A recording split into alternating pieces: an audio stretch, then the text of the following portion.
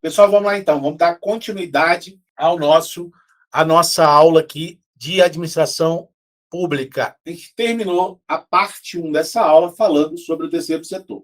E eu falei para vocês que a palavra mágica do terceiro setor é o fomento, né? Você fomentar, você estimular alguma situação, né? Caridade, ação voluntária, projetos comunitários, enfim, é um estímulo para a população, é um estímulo dentro da economia para a população. Eu dei o exemplo para vocês do ensino profissionalizante, né? Vou fomentar estímulo, vou fomentar estímulo, ó. Vou fomentar o ensino profissionalizante, né? Eu vou estimular que a população brasileira tenha acesso, né, ao ensino profissionalizante. Então, o terceiro setor ele vai designar organizações sem fins lucrativos, tá? E não governamentais, que vão promover o bem-estar social, cultural, ambiental, como está descrito ali, né? Então, a ideia desse terceiro setor é exatamente trazer fomento à economia, fomento à educação, à saúde, às ações culturais, enfim. Ali embaixo está exatamente dizendo aquilo que eu já falei para vocês. Vamos só tratar aqui. Ó. Essas organizações são chamadas de terceiro setor porque estão em uma posição intermediária entre o setor privado e o setor público. Então, primeiro setor, governo, segundo setor, as empresas com fins lucrativos, e no terceiro setor nós vamos ter empresas que vão estar sem fins lucrativos junto com o governo para fomentar aí estímulo, para estimular a nossa sociedade, quer seja na educação, quer seja na cultura, enfim, né? Então aqui, ó, o terceiro setor vai incluir uma ampla gama de organizações. Então nós temos instituições de caridade, organizações não governamentais, as ONGs, né? Nós vamos ter aí. E detalhe, né, pessoal? Se a gente pegar aqui, cadê? As organizações sociais. Aqui na aula da OAB eu quero ser muito certeiro. A gente não vai detalhar organizações sociais, organizações da sociedade civil de interesse público, né? As OCIPs, né? A gente não vai detalhar elas, não. A gente vai pegar nas questões, a gente vai acabar detalhando. Mas nesse momento aqui, eu quero que vocês entendam o seguinte: foi política pública do governo, né? Você, por exemplo, na área de saúde, ao invés da administração pública direta ou a indireta controlarem o orçamento de um hospital ou de um complexo de saúde, pode-se criar essas organizações sociais. Qual que é o problema? É que o orçamento da saúde, por exemplo, estou pegando a saúde aqui como exemplo, ele é muito grande, é volumoso, é muito dinheiro. E no Brasil, com fiscalização na administração pública direta, já temos problemas aí de desvio. Imagine nessas organizações em ONGs, né? Nessas ONGs aí da vida, como é que não é? Apesar das estruturas de controle terem sido aprimoradas durante o tempo, né? Mas a gente ainda tem essa questão perniciosa no nosso país da corrupção. Então, essas organizações, muitas delas criadas para que a população, né, para que a sociedade civil organizada, de fato, gerenciasse áreas importantes da sociedade, saúde, educação, né? Imagina, se a gente pegar, eu gosto muito de falar do ECA, né, que é uma aula que eu também ministro, mas se a gente pegar a ideia do sistema de proteção de crianças e adolescentes, das entidades que formam esse sistema de proteção, qual que é a ideia? É a ideia da descentralização. Por quê? Porque até a década de 80, quando era centralizado na União, era difícil do dinheiro chegar lá no interior. O Brasil é muito grande, né? Lá nos rincões lá do norte, do nordeste, do próprio sul, do centro-oeste, porque o dinheiro não conseguia fluir até a ponta onde tinham as crianças e adolescentes com alguma necessidade. Então, o Estatuto da Criança e do Adolescente ele cria um sistema de descentralização, onde os municípios, onde a sociedade civil organizada pode ter acesso a esse orçamento, e é esse povo que está na ponta que sabe onde é que está a deficiência, onde o dinheiro precisa chegar de verdade para fazer um efeito na sociedade, para proteger crianças e adolescentes que estão em situação de risco, né? Então, esse terceiro setor, essas organizações, principalmente as organizações sociais e as OCIPs, né? As ONGs também, né? São criadas para, de fato, descentralizar e conseguir, com o interesse dessas pessoas, por que você espera? O que seria a teoria de uma ONG, por exemplo, né? Pessoas que têm interesse no meio ambiente, que têm interesse de fato, que lutam por aquilo, né? Tenham acesso ao orçamento público.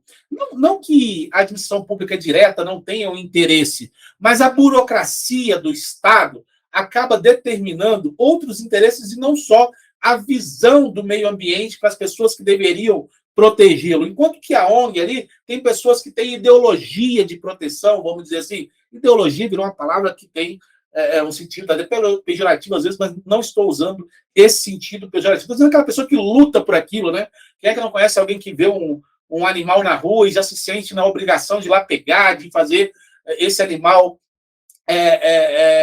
seguir para um abrigo? Nós temos também a proteção dos indígenas, né? Então, pessoas que lutaram por aquilo a vida toda viram nessas ONGs, né? A possibilidade, porque não basta lutar, eu tenho que ter acesso ao dinheiro para poder fazer a coisa acontecer. Eu tenho boas ideias, e eu quero fazer isso em prol da população, mas eu preciso ter acesso ao dinheiro. Então, esse terceiro setor veio para isso. Qual é o problema? É que mesmo nesse sistema, né, pessoas que não têm a ideologia, que não têm essa vontade de fato de ajudar, que têm interesses escusos, também tiveram acesso às verbas. E aí a gente acaba detonando as ONGs, dizendo, isso aí é para tirar dinheiro. Mas a ideia não é essa. Eu estou aqui para passar para vocês a ideia. Concordo que no Brasil as coisas não funcionam tão bem às vezes, mas a ideia é essa, tá bom? Essas organizações, então, podem trabalhar em áreas como assistência social, educação, meio ambiente, saúde, cultura, direitos humanos, etc., nas mais diversas áreas, né? Esse terceiro setor ele vai preencher, né, lacunas deixadas pelo setor público e privado, atuando em áreas e problemas que não são abordados por outros setores. Deixa eu tentar esclarecer isso aqui. Não é que não é abordado, mas, poxa, eu tenho um orçamento, eu estou aqui em Brasília, né, tem os ministérios, é claro que hoje no Brasil você tem uma estrutura, né, que vai chegar lá no município, deveria pelo menos, mas como eu falei, o Brasil é muito grande e há lugares onde o burocrata, e o burocrata não é no sentido pejorativo, não, o burocrata no termo da burocracia do Estado mesmo, né? O burocrata que está sentado na cadeira que toma as decisões, ele não tem a noção exata da ponta, né? E aí que vai entrar o terceiro setor. O terceiro setor são essas organizações civis que vão na ponta saber das necessidades, solicitar, então, esse orçamento, que vão trabalhar esse orçamento lá, porque entendem a dificuldade, a lacuna que nem o poder público, nem o poder privado estão conseguindo resolver, né? Aí, muitas organizações também do terceiro setor têm o objetivo de promover a participação cívica, engajamento dos cidadãos na solução de problemas sociais. A gente vê que muitas dessas entidades, né, acabam movimentando a comunidade, né, de forma regionalizada, muitas vezes, local mesmo, né? Movimento, a gente tem cooperativas, por exemplo, de reciclagem, né? Que vão fomentar ali a economia de pessoas que não teriam acesso a trabalho ou que sozinhas acabam sendo mais exploradas do que já são em grupo, enfim. Então, essas entidades do terceiro setor vão fomentar também esse engajamento da sociedade na defesa, na solução de problemas do país, tá bom? Vamos seguir em frente, então. Atividades administrativas. eu falei aqui do terceiro setor, a gente não detalhou o CIP, não detalhou o ONG, a gente vai fazer isso com as questões, tá bom? Por quê? Porque é um assunto, por vezes, rebuscado, e que pode trazer mais problemas do que soluções para você que está estudando na OAB nesse momento. Mas fique tranquilo, fique tranquila, o que eu falei aqui vai ser cobrado na sua prova e aquilo que precisar de aprofundamento, a gente vai ver nas questões, tá bom?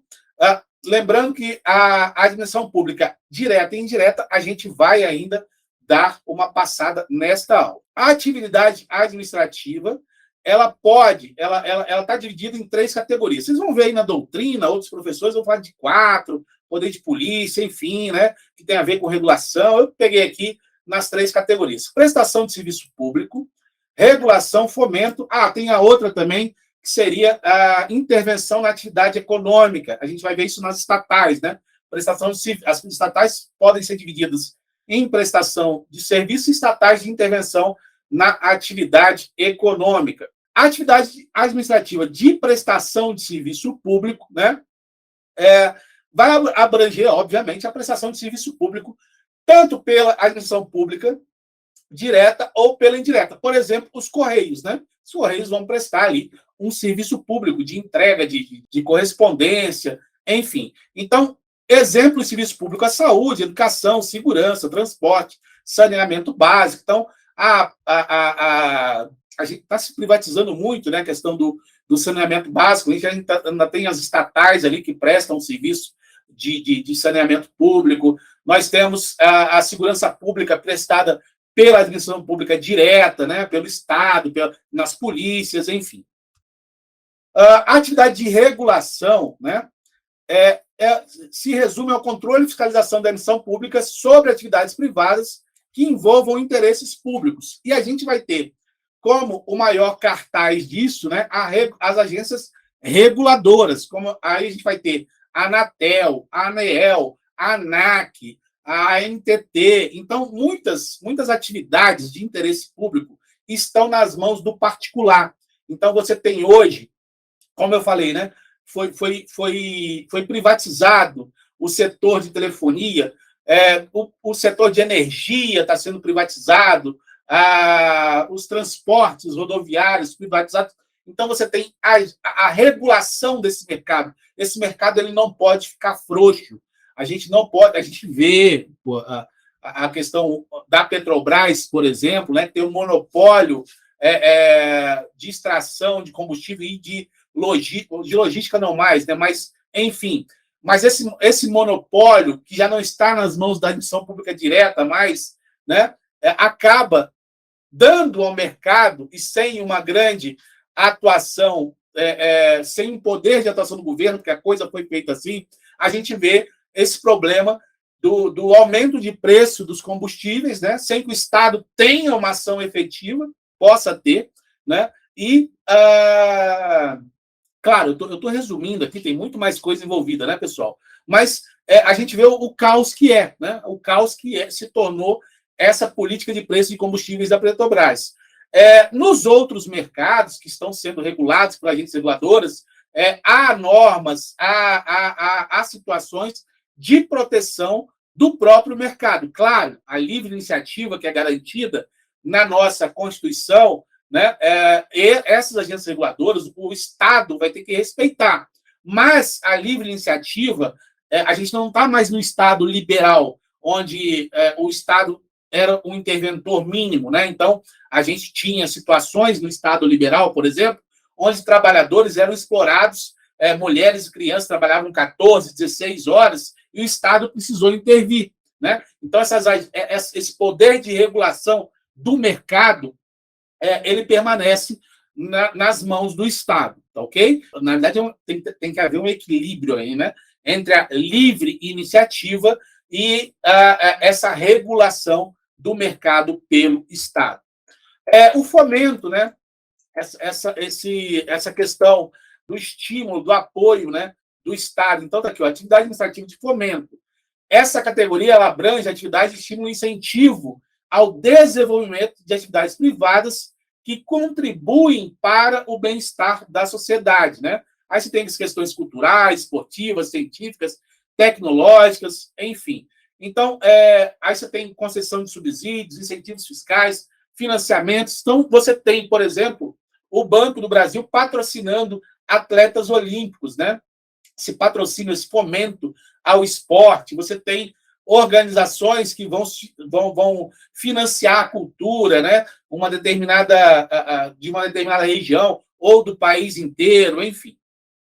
Vamos em frente aqui. Vamos falar agora da centralização e descentralização. E aproveitar também e falar da desconcentração. Não confunda descentralização com desconcentração. Centralização, pessoal, é o poder de decisão e execução concentrado em um único órgão ou numa autoridade. Então, quando eu falo de centralização máxima, né? Então é como se eu tiver. Isso aqui vai ocorrer mais em estados, ocorre muito em estados unitários, pequenos, né? Estados pequenos, o Uruguai, por exemplo, né? Você tem um estado unitário, você não é uma federação. Então o poder fica ali centralizado no estado mesmo e não há órgãos. Você não tem administração pública indireta. É tudo concentrado no Estado. Essa é a centralização, a tomada de decisão. A execução é feita pelo órgão central. Você não distribui, você não descentraliza, você não dá esse poder de execução a outro órgão ou a outra autoridade. Já na descentralização, eu pego o poder de decisão, né, de uma política pública ou de executar as atribuições, eu compartilho entre diversos órgãos e entidades. No nosso caso, já que a gente é uma federação, a gente tem a descentralização já na federação. Você tem as competências da União, você tem as competências de estados, Distrito Federal, você tem a competência dos municípios, né? Então há essa divisão, essa descentralização de poder e de execução, mas não só isso. Não só isso. Você também descentraliza na administração pública indireta, no terceiro setor, né? Na própria concessão, permissão, autorização, quando você tem as concessionárias, as permissionárias, as concessões para a prestação de serviço público, as permissões, né? Você tem lá as agências de transporte, né? Você tem as empresas de transporte aéreo, empresas de transporte rodoviário, você concedeu, o Estado permitiu. A própria telefonia que eu falei, a concessão, canais de televisão, você faz a concessão para esses canais. Isso tudo são exemplos de descentralização. Você tira o poder do Estado, né? O Estado ele cede o poder para tanto a administração pública indireta, até para o setor privado, né? Por meio de concessões, permissões e autorizações, e também para o terceiro setor. Qual a ideia da descentralização? É a desburocratização, né? A ideia é aumentar a eficiência da administração pública, né? O Estado, pessoal, até por questões de controle de atuação dos agentes do próprio Estado, ele, por vezes, é amarrado, né? Às vezes a gente pergunta por que eu tenho essa lei de licitação, porque eu não posso simplesmente ir lá e comprar algo, porque você não está comprando algo para ti. Você precisa ter o controle das compras, porque o gasto é o dinheiro público, né? Mas isso engessa, por vezes, a atuação do Estado. Esse excesso, não é que é um excesso, deixa eu tentar me fazer entender, né? O excesso de burocratização, essa questão relacionada ao controle das atividades de cada agência do Estado, vai trazer menos eficiência à administração pública, coisa que, com a descentralização, eu consigo suprir de alguma forma, principalmente no setor privado, né? Claro que o setor privado ele vai visar o lucro, então ele vai tentar ser o máximo eficiente possível, tanto na administração de recursos, quanto na administração desses serviços, tá bom? Aqui embaixo eu botei aqui para vocês, ó. A administração pública direta, ela é centralizada, né? A administração pública indireta é a descentralização. Então, você tem a União ali, estados, Distrito Federal e municípios, você tem a centralização. Então, está tudo centralizado nesses entes federativos.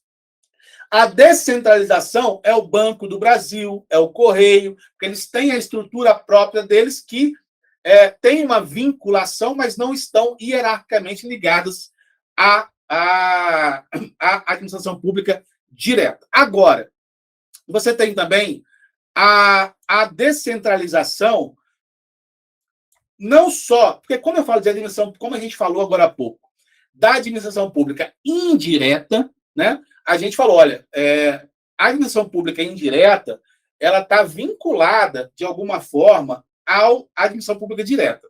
Mas eu tenho formas dos particulares prestarem serviço com finalidade de lucro, que também é descentralizar, né? O Estado não quer mais prover serviços de telefonia.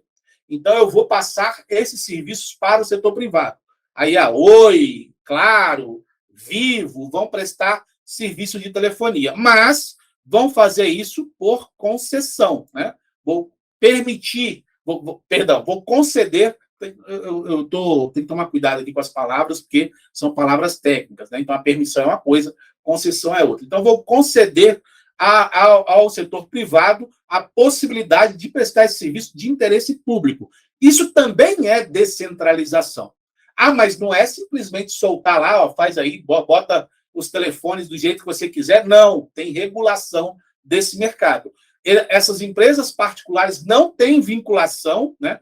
Nesse caso da concessão, permissão e autorização, não há vinculação da iniciativa privada com o Estado, salvo que elas obedeçam às regras que são ditadas por esse Estado, tá bom?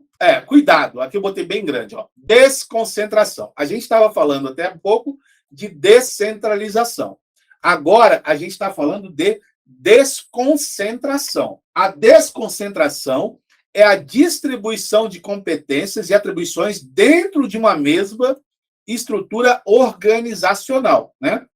Então, por exemplo, o Estado ele vai prover segurança pública. Como é que ele faz isso? A União vai prover diretamente a segurança pública? Não, ela vai desconcentrar. A União cria um ministério, que é o Ministério da Justiça. O Ministério da Justiça vai criar o Departamento de Polícia Federal. O Departamento de Polícia Federal vai criar um órgão que são as superintendências. E aí vai até chegar na prestação do serviço de segurança pública. Isso não é descentralização, porque está tudo dentro do órgão, está tudo dentro da entidade União. Eu não estou criando algo à parte, está tudo dentro da unidade. Mas eu estou desconcentrando, estou determinando, delegando as atribuições a órgãos, estou criando órgãos dentro dessa estrutura da União, tudo bem? Então, a desconcentração é diferente da descentralização. A descentralização implica em transferência de poder e decisão para outras esferas da administração pública. Então, quando eu descentralizo, eu determino, né? Eu transfiro o poder de decisão para outras esferas. Eu não posso mais avocar. Então, se eu criei o INSS, e ele é um órgão descentralizado, eu não posso avocar as atribuições do INSS de volta para... Eu posso... Quer dizer, calma para vocês entenderem. Eu posso acabar com o INSS e trazer esse serviço de seguridade social para a administração pública direta. Isso eu posso fazer. Mas, enquanto existir o INSS, ele tem a execução e o poder de decisão está lá. Eu não posso avocar aqui simplesmente para a administração, para o Ministério de Previdência Social, vir aqui e avocar o benefício não vai ser mais lá no INSS. Vem aqui direto no Ministério que você vai ter o benefício. Não, eu não posso fazer isso. Quem está em cima pode avocar os atos que estão embaixo para ele. Na descentralização, isso não pode ocorrer, tá bom? A desconcentração ocorre dentro da mesma esfera administrativa. Então, a descentralização, eu vou dar o poder a outro órgão. Na desconcentração, eu estou na mesma esfera administrativa. Então, aqui, ó, a desconcentração é interna e a descentralização é externa. A desconcentração, eu tenho ali a hierarquia, ela é interna daquele órgão. União, Estado, Federal e Município. A descentralização, eu crio novas entidades fora daquela estrutura da administração pública direta, tá bom? Vamos em frente. Só aí tem um quadrinho ali, ó, que eu criei para vocês olharem, né? Tem um quadrinho ali para vocês verem as diferenças. Na desconcentração, eu crio novos órgãos. Esses órgãos são criados por lei, tá, pessoal? Então, eu crio novos órgãos na desconcentração. Então, eu tenho lá a presidência da República, embaixo tem os ministérios, aí eu crio ali o departamento de polícia penal, e aí eu crio dentro desse departamento as superintendências estaduais, enfim. Então, eu crio novos órgãos a partir daquela estrutura centralizada.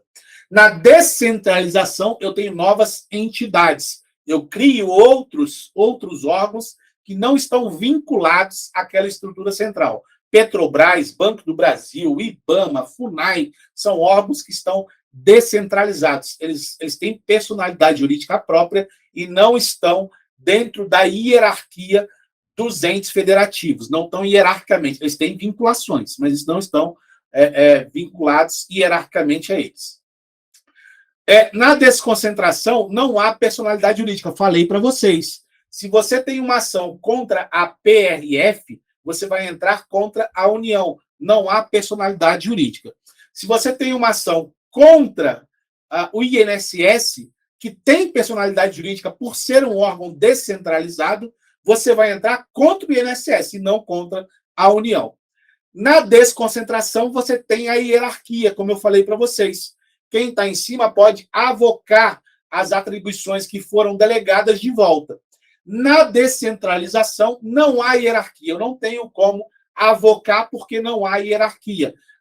Enquanto aquele órgão estiver descentralizado, a administração pública direta vai ter algum controle, vai controlar a prestação de contas, transparência, enfim, mas não vai se meter no negócio daquele órgão, tá bom? Vai regular, né? O Banco do Brasil é regulado pelo Bacen, ou é regulado pelo Ministério da Economia, ordens gerais aí para o mercado, enfim. Sim, mas não há uma hierarquia, não há. Claro, pessoal. Tem a ingerência política? Tem, não deveria ter, mas tem ingerência política mesmo nesses órgãos descentralizados. Exemplos de desconcentração: Ministério, Superintendência, Secretaria. Exemplos de descentralização: Anatel, Banco do Brasil, Petrobras e INSS. Beleza? Nós temos descentralização por outorga e descentralização por delegação. Então, daqui, ó. Descentralização por outorga. O poder central mantém a titularidade das competências e responsabilidades transferidas. E as entidades descentralizadas atuam como delegatárias dessas competências. Nessa outorga, então, eu tenho a concessão, a permissão e a autorização. Eu mantenho a titularidade na delegação por outorga. Então, se eu vou descentralizar, a administração pública poderia fornecer ônibus de graça para todo mundo. Ou de graça, ou pagaria uma taxa, mas seria, sei lá, teria uma vinculação do transporte rodoviário com a administração pública. Não. Ela permite que o setor privado haja, mas a titularidade, o poder de transporte permanece na administração. Eu só estou concedendo ali que o particular faça. Já na descentralização por delegação, a criação de novas entidades descentralizadas que passam a ter titularidades dessas competências e responsabilidades. As entidades descentralizadas atuam como delegadas das competências. Eu vou dar uma pausa aqui, daqui a pouco a gente volta nesse assunto, que eu acho que eu estou acelerando demais, e a gente precisa ir um pouquinho mais devagar, senão fica confuso. Eu já entendi que eu estou acelerando. Eu vou voltar aqui para a gente retomar esse assunto na próxima parte dessa aula, tá bom? Então, vamos lá, até daqui a pouquinho.